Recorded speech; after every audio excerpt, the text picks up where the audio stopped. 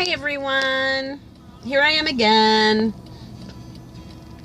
I'm so excited because I'm starting a new job, and it's a homemaker's position where you sit with the elderly and chit chat, take them to appointments and take them for walks, and if they wanted to go to a store and buy something, you take them there and stuff, and just little things that they need help with. It's nothing like hands-on, like a home health aide or a CNA.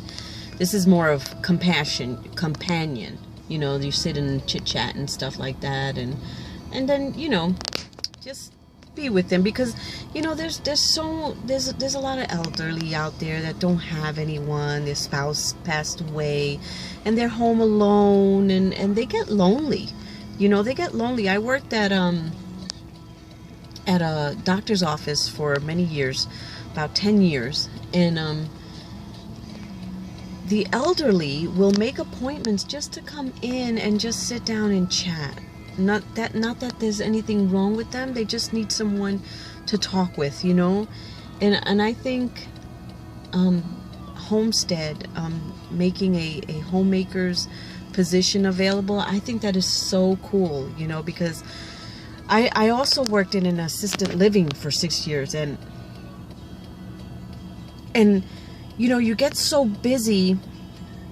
I was a patient tech, and you get so busy in doing your duties, like making, bathing and changing their beds and dressing them and taking them down, and you get like a certain amount of, like, I always had about 10 to 12 residents to get up and bathe and bring down to the to have breakfast, that you really can't sit and talk with them. It's just like boom, boom, boom, boom, boom, boom, like they're in an assembly line, and you don't get that quality time to spend with them, and a lot of them want to sit and chit chat with you and talk. You're sitting in a room all day and no one to talk to. You have all this stuff inside of you.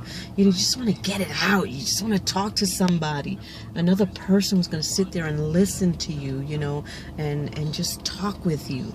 So I think this is really cool that I'm going to be on the other side. I'm not, even though I miss hands-on, but I really like to sit and talk, and just help them in any little way that I can. Because we're really not allowed to do a lot for them, but help them in any little way, and I think just sitting there and being there is really a big help to them. It changes them, emotionally and mentally. It changes them. I have a really good friend of mine who is 78 years old, and she is legally blind, and her son lives with her, but her son doesn't take her out and doesn't go with her to a doctor's appointment. So she calls me, and I accompany her to a doctor's appointment and make sure she goes, and I sit there because she wants me to be with her, and I sit there and I listen, and sometimes I know things that maybe she forgot, and I'll let the the primary care doctor know, what's going on and stuff.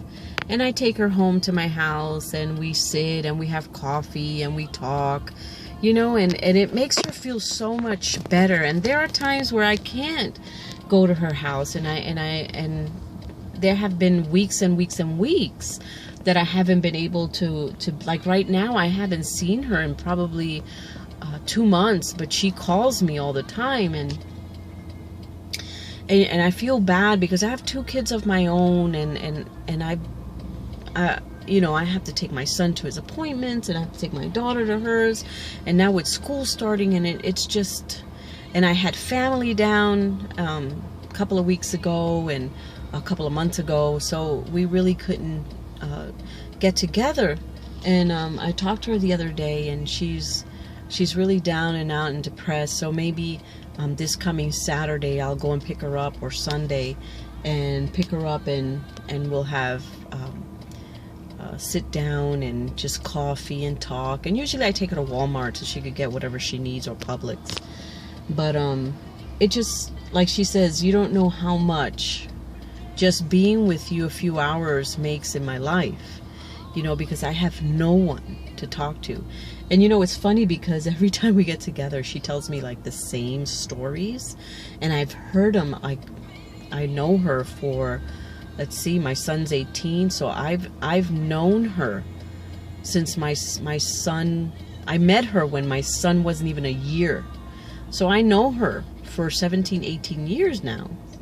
And I've been listening to her stories, but when I first met her, she was younger, so she wouldn't you know, it wasn't like a repetitious thing, a story that she would tell me all the time. But now, you know, she's gotten older and her memory's not too well, and she'll tell me the same stories about her husband when he died. I mean, I heard that story 20 million times, but to me, I always make her feel like it was the first time she's telling me, you know.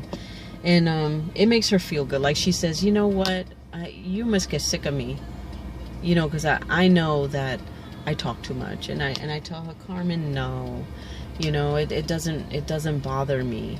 Stop saying that. It doesn't bother me.